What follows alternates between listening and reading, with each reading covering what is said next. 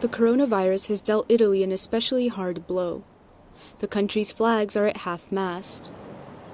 Military vehicles filled with caskets move in funeral processions. It's a time in which popes pray for the end of the pandemic beneath the rain in a deserted St. Peter's Square. Hospitals have become scenes of tragedy, where the full force of pain can be felt. That's how Gerardo Rodriguez tells it. He's a chaplain at Rome's main hospital treating coronavirus patients. Entre las cosas más difíciles y duras Among the most difficult things we, as priests, are living during this time in this hospital is having to accompany people who will die utterly alone. These days, I often find myself blessing a casket, alone, just the deceased and me. Sometimes one of the medical staff will record a video for the family who is at home and cannot accompany their dead loved one.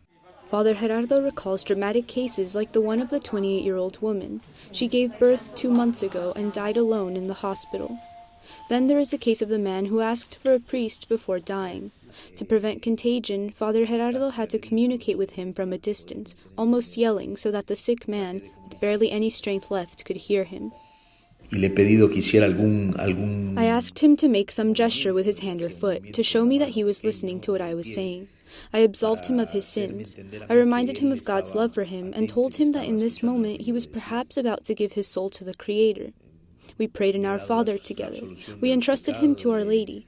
Every time I asked this man if he was listening and understood what I was saying, he responded by moving his hand or foot to show me that he was. Where is God in all of this? For me, he is in that sick man. For him, God was in my person. It's one of the most difficult things in this moment, making people understand that God hasn't abandoned them, but that he is there. Italy was the first European country to adopt drastic measures to face the pandemic. Its residents are confined within their homes, where they sometimes organize to sing together and uplift one another. It is then that the empty streets of the Eternal City are filled with the music of popular Italian singers. From the iconic Piazza Navona, for example, one can make out the nostalgic notes from Ennio Morricone's soundtrack of Once Upon a Time in America.